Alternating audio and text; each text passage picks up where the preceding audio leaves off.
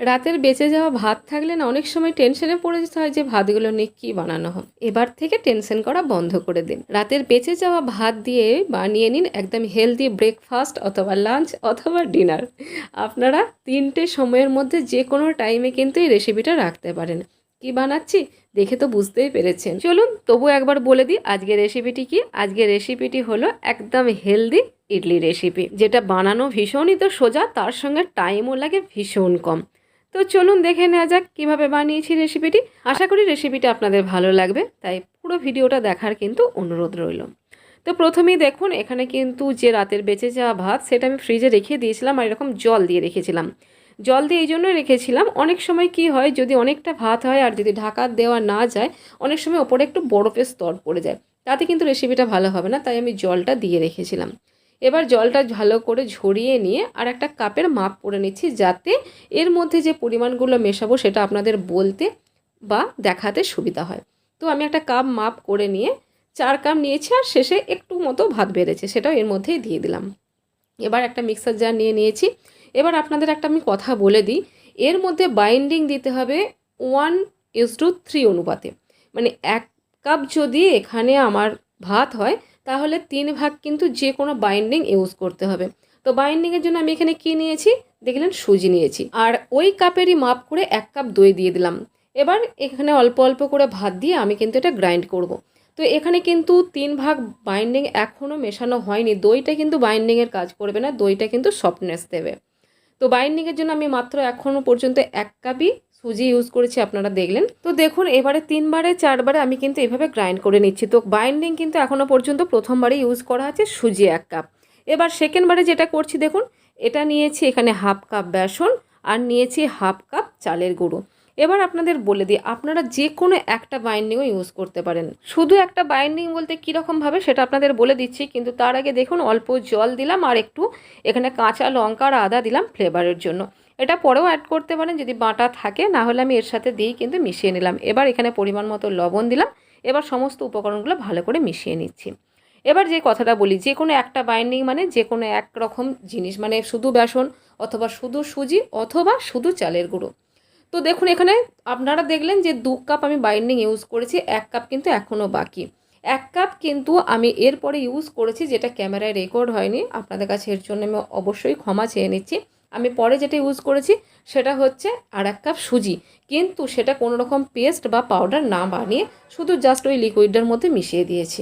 তাহলে আমার এখানে বাইন্ডিংটা নিশ্চয়ই বুঝতে পারলেন যে কীরকম দিয়েছি। আমি এখানে 2 কাপ সুজি ইউজ করেছি, 1/2 কাপ বেসন দিয়েছি আর 1/2 কাপ চালের গুঁড়ো, তাহলে মোট কিন্তু 3 কাপ বাইন্ডিং রেডি হয়ে গেছে। এবার চলুন একটা চাটনি বানিয়ে নিই ইডলি দিয়ে খাওয়ার জন্য। আমি এখানে বাদামের চাটনি বানাবো, সেই জন্য আমি এখানে 100 গ্রাম বাদাম নিয়ে নিয়েছি। বাদামটা একটু রোস্ট করে নিচ্ছি, একদম কিন্তু শুকনো খোলায় যেটা আমরা বলে থাকি সেরকমভাবে। তো বাদামটা রোস্ট হয়ে গেছে, সেটা নামিয়ে ঠান্ডা করে নেব। আর এদিকে দেখুন আদা, জিরে, রসুন, কাঁচা লঙ্কা আর নিয়েছি ডেসিকেটেড কোকোনাট পাউডার। এবার সমস্ত উপকরণগুলো একসাথে দিয়ে ভালো করে মিক্সার জারে আমি কিন্তু এটাকে ফাইন একটা পেস্ট বানিয়ে নেব।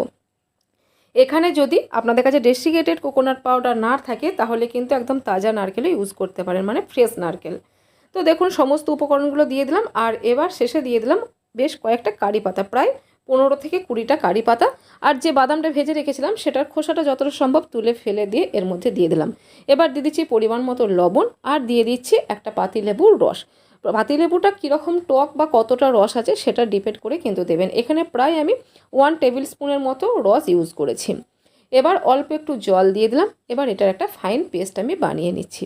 তো দেখুন একটা ফাইন পেস্ট কিন্তু রেডি হয়ে গেছে, মানে চাটনি কিন্তু অলরেডি রেডি হয়ে গেছে। এবার এর ওপরে দেবো একটা তড়কা। তড়কা না দিয়েও কিন্তু এমনিতেও খেতে পারেন, কিন্তু তড়কা দিলে এর টেস্টটা কিন্তু দারুণ সুন্দর হয়।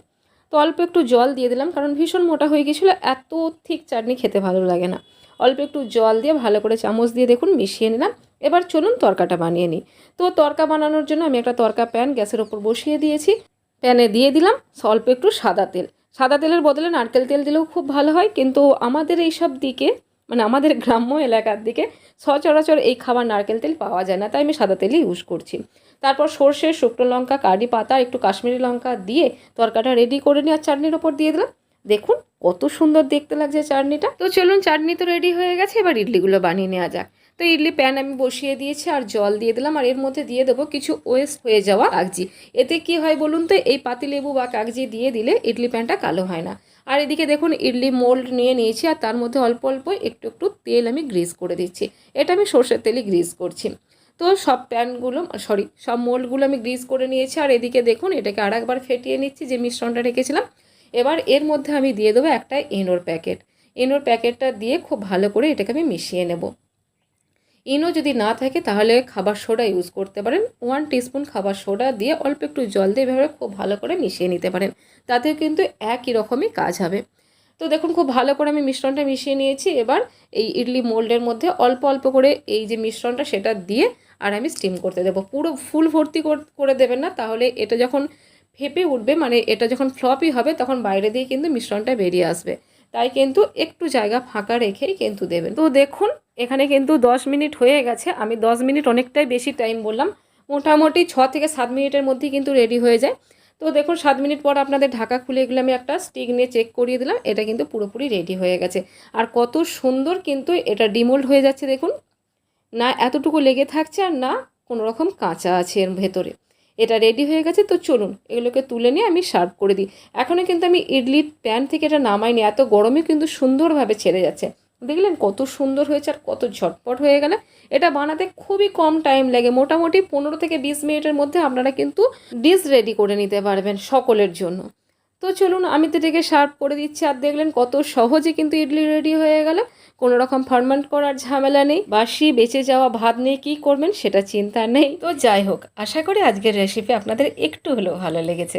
ভালো লাগলে প্লিজ একটা লাইক করে দেবেন, আর নতুন বন্ধু হলে চ্যানেলটা সাবস্ক্রাইব করে পাশে থাকবেন। ফেসবুক থেকে দেখলে পেজটাকে ফলো করে দেবেন। তো বন্ধুরা আজকের মতো বিদায় নিচ্ছি, আবার দেখা হবে নেক্সট রেসিপিতে। ততক্ষণের জন্য সবাই ভালো থাকুন, সুস্থ থাকুন, সাবধানে থাকুন। আর কে কোথা থেকে দেখছেন সেটা অবশ্যই মেনশন করে দেবেন, যাতে আমিও জানতে পারি যে আমার ভিডিও আপনারা কোথা থেকে দেখছেন।